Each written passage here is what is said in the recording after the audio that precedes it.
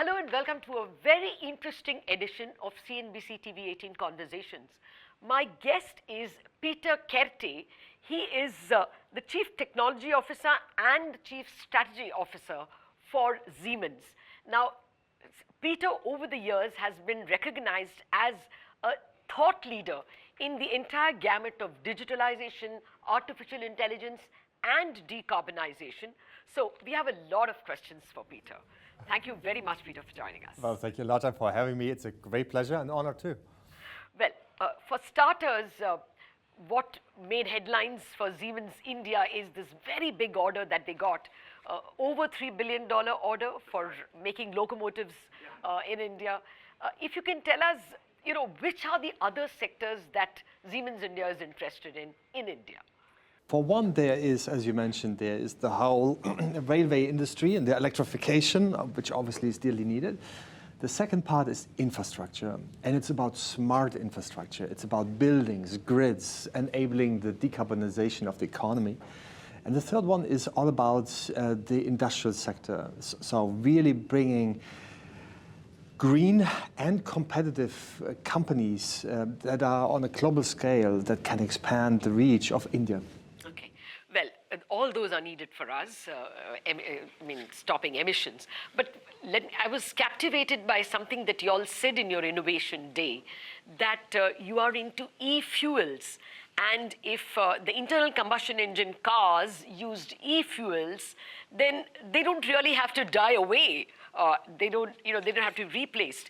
Is that a very promising technology?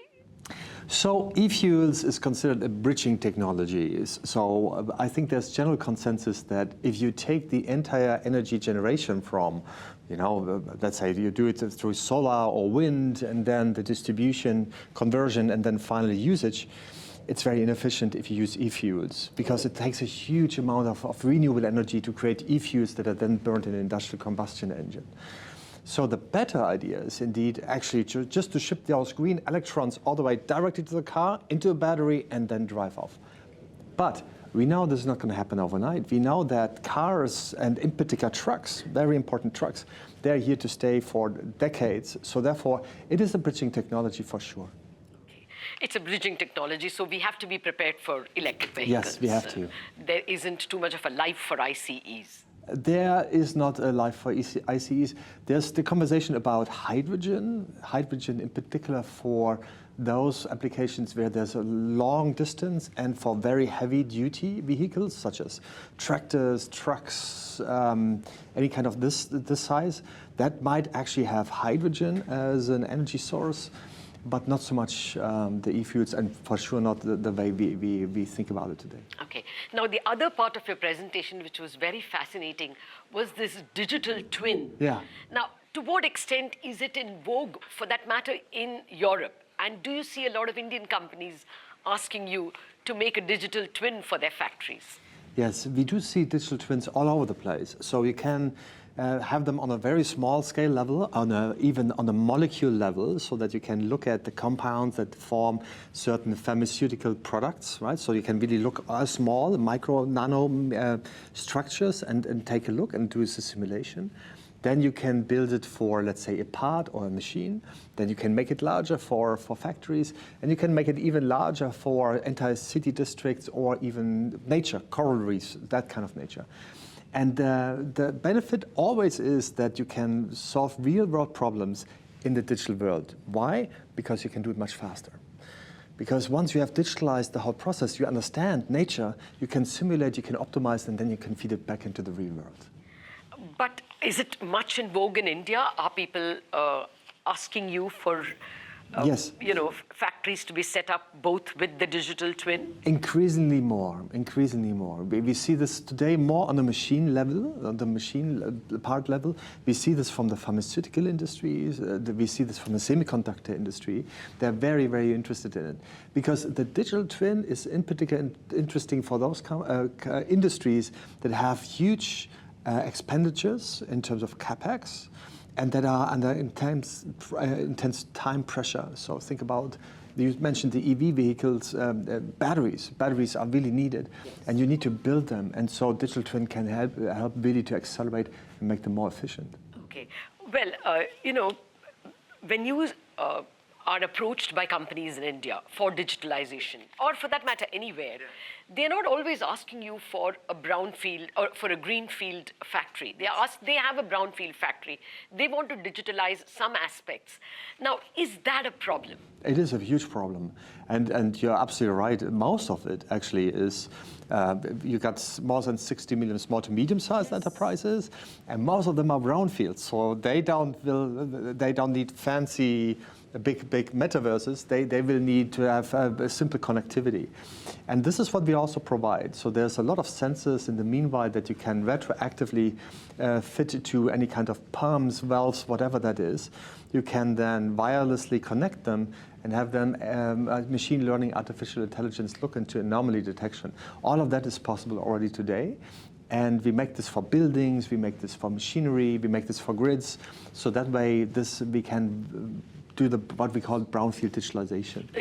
Improvising a brownfield factory is very much a Siemens interest. Absolutely, and as we discussed also today, is we try to drink our own champagne, that is, being the customer zero. So the transformation of our own factory in Culver has really demonstrated that you can do something like that. Yes, it's a 50-year-old factory. It's a 50-year-old factory, right? And so really with startling successes when it comes down to higher productivity, higher flexibility, and better yield. Okay. Digitalization also means a lot of consumption of power. Yes. So how does Siemens offer its solutions? When you offer digitalization solutions, you are also encouraging more carbon emissions. Well, a couple of points. Number one is we provide the tools that enable digitalization. It's usually being operated by our customers, except that if we run the software for our customers as a service, then you're right. The way we approach this is, of course, through PPAs, so really power purchasing agreements. Also, Siemens has a RE100 commitment and pledge where in our own operations we want to be carbon neutral by 2030. So all of this is happening. There are studies, though, and this is very interesting, the question is digitalization actually helping for decarbonization, or is it actually contributing to... They seem to be contradictory. They seem to be contradictory. Now, if you take the math, the studies, all the scholars would say, round about the ICT sector has about 4% of global greenhouse gas emissions. But because of the power that it has in terms of efficiency, productivity, everything that it can bring, it can contribute to 40% of greenhouse gas reduction. So if you take that, you would have a level of 1 to 10. Yes, you need to look at net and cross, but I think the net benefits are purely there. Okay. Well, let me come back to this digital twin and the state-of-the-art factories that Siemens helps to set up. It would be expensive. Do you think that with the coming of these kinds of state-of-the-art factories, the small and medium enterprises in countries like India could get left behind? Yeah. Is it likely to create a bigger dichotomy between the big and the small? So the way I think about this is actually not size. I think it's more what you mentioned earlier, is about greenfield and brownfield. And let me give you an example. We are working with a lot of startups that use those digital tools from the very, very beginning. And the way we provide them to them is through software as a service. In other words, you don't need to have your own IT administrator. You don't need to have all the competencies how to install it. You don't need to have your data centers and so on. So you just plug into it and you consume it from the cloud usually. So we really make it very simple. Then you have a subscription, which means you only pay as you go, as you use, right? So therefore, it makes it very predictable. As a matter of fact, in particular for startup, it's great because they don't have cash at all. So for them, preservation of cash is huge. So in that sense, the SaaS model is beautiful. It works for them beautifully. So the digital twin is not necessarily just for the big guys. It is also in particular for smaller to medium-sized enterprises. The biggest challenge is the brownfield, greenfield conversation. That is indeed a challenge. Okay. Now, coming back to decarbonization, it appears to have got a back seat after the Ukraine war. I mean, people just went back to coal because that was the emergency, and fuel and gas, oil and gas were both scarce. Do you think that that trend is going to continue? That people will pay less attention because of the emergency? Did it push back the decarbonization in a big way? So numbers would suggest that for sure the dynamic has slowed down a little bit. On the other hand, though, if you look at all the large companies around the world, all of them have some shape or form of a target to become carbon neutral sooner or later, the majority being 2030. Now, the trick is 2030 looks far away. But in industry, in industrial setting, usually your investment cycles are at least 5 years. So think about it. So you're almost there. You have to act today in order to make this work. And in Europe, in particular, in other geographies, you have a lot of carbon taxes. And these carbon taxes, I can tell you, they will increase the closer we get to 2030. So the pressure will rise. And I believe those will win that act already now, because it's going to get more expensive as we get closer to 2030. Okay.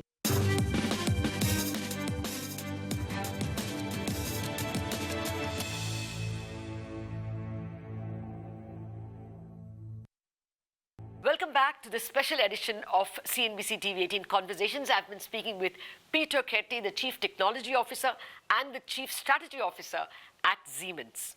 You've looked at the Indian power sector reasonably carefully. What are your observations? Because India is dependent on coal a goodish bit, and it's also an extremely politicized sector. Yes. It takes a lot to disentangle. Yeah. So what's your vision? How do you think India should work its way towards green energy? So first and foremost, there needs to be, of course, the incentive scheme put forward for renewable energy to set up further solar plants. Which you do, right? The second one is a massive investment into the grids, because the larger the grids become, the more actually you can balance the loads, in particular between different geographies. So this is like HVDC, so really high efficient transmission and distribution. And the last one is indeed regulation, making regulation more efficient between different states, which we learned already today, this morning, that there's a lot of work ahead of us. How close is Europe, or for that matter, human civilization, to green hydrogen? Is it something that is round the corner? What's the pace of progress? Yes, so green hydrogen, and thank you for saying green hydrogen, is, so the technology is there, it's expensive still, it comes down when the cost per kilowatt. The general belief is it will not really start before 2030, and it will become more mainstream by 2040. So I would say there it is a little bit further way out. We see some demonstration pilot plants being built, but there's a long, long way to go. Okay, no instance in Europe where it has been, it's closer, it has been achieved at least on a pilot? Yes, absolutely. We even at Siemens, we built one 5 megawatt plant in Germany, which really is producing hydrogen now. So for them, it's fantastic. But look, these are, 5 megawatt is very, very, very, very small, right? And so there's way to go. Okay. There are a lot of Indian companies, at least 2 big groups, who are betting on green hydrogen. Making it affordable, of course, is the big challenge. And India has a huge potential because of all the sun hours that India has. Making India an exporter of hydrogen can be really a very precious export good. So in that sense, the thinking is very, very good. We have to industrialize the manufacturing processes for building those hydrolyzers, which are still too expensive. Okay. Well, the other interesting part of your presentation today was industrial metaverse. Yes. Now, from my more, untechnology standpoint, we only know of metaverse for entertainment. Yeah. Now, how much has industrial metaverse really come into existence? And even if you can break it down for our viewers, what exactly is industrial metaverse? Yeah. So the industrial metaverse, first off, what does the industrial metaverse do? The industrial metaverse is actually solving real-world problems in the digital world at lightning speed, much faster than in the real world. The building blocks of that industrial metaverse are really the digital twins that we spoke about, because they are the representation, for example, of this room, and you can simulate. The idea is that to every, let's say, facility, a hotel, a factory, you always have the replica running in parallel to this. Why does it matter? Because with that you accumulate knowledge over time, so you can go back in time and can see when something happened, something broke down on the shop floor, and you can look into your data and say, hey, this is what happened. Or because of simulation, you can look into the future and think about what is here to come. So why do companies like it? Because it really gives them higher flexibility and faster response times when they do it on the shop floor. We've done it to ourselves yet again, to our own factories, and the factory that we just built was based on a digital twin and now becomes a metaverse because it does run in parallel. And it's 20% more productive, 40% more flexible. So it really, really has paid off. So you're saying that it's very much in use already? It is in pilot stage, similar to what we just discussed for hydrogen. It's in pilot stage. It's in particular popular with industries that have high capex again, and that are under time pressure. Aerospace, automotive, battery manufacturing. These are the areas that are most interested in those digital twins. Okay, but you see it spreading? It is spreading around the world. Well, I saw your demonstration of the robotics and the digital plant. From an India point of view, it was practically without any people. Now, that seems to be almost not very good in terms of social justice.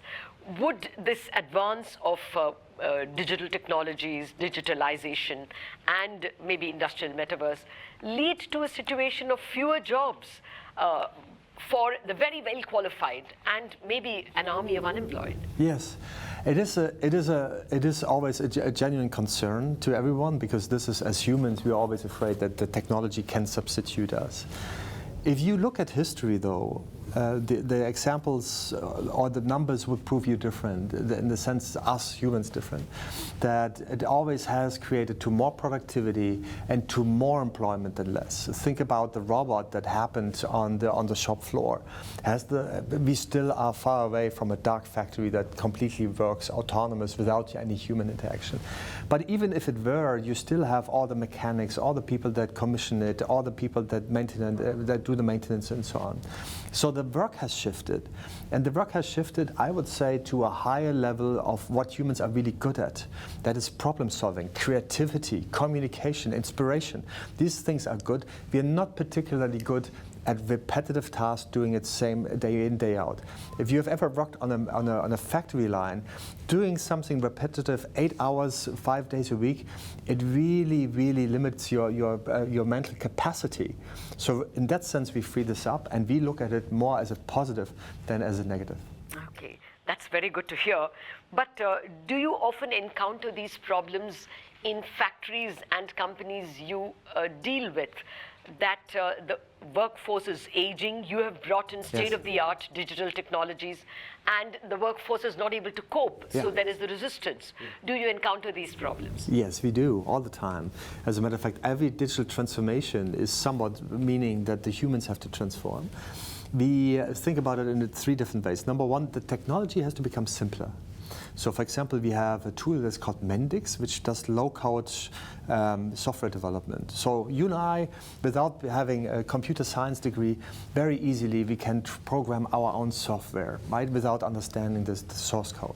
So technology becomes easier. Number 2, lifelong learning, upskilling, reskilling is something that has to happen everywhere, because that notion of graduating from your vocational training or from university will not last for an entire life. And then the last one is really the transparency that digital transformation gets. And this is the cultural element, that sharing is better than protecting. And data is usually seen by everyone. So that is the cultural change that has to happen when we do these digital transformations. Okay. Well, that's good to hear if it can be mastered by aging populations. Well, finally, I wanted to ask you, you have seen the world in terms of many countries approaching Siemens for both digitalization and decarbonization technologies. What's your sense? Is a country like India and a continent like Asia up in the race, or do you think we will get left behind in digitalization? how do you see the response from India? I must say I'm so excited about what's happening in India. And the reason being is, if you think about what you have in India, it's first and foremost, you got the people. You got 1.4 billion people that are, many of them speak the language, English, that are young, that are hungry, very important. That has many, you have so many software skills and competence in this country. Now what you are building is, you are building the hardware equivalent to this, right? Semiconductor, data centers, electronics and so on. So you all have it in your own hands. So when I look about India, absolutely you have that right to win. You have the capabilities. And I think also with all the regulations coming, all the incentive schemes that are coming, they are definitely going in the right direction. So I see a very, very bright future for India. Very good to hear that. And on that note, thank you very much, Peter Koerte, for joining us and for taking us through all the cutting-edge things that are happening in the world of digitalization, decarbonization, digital twins, and what excited me most, industrial metaverse. Thank you very much for this conversation. Thank you, Latha. Thank you very much.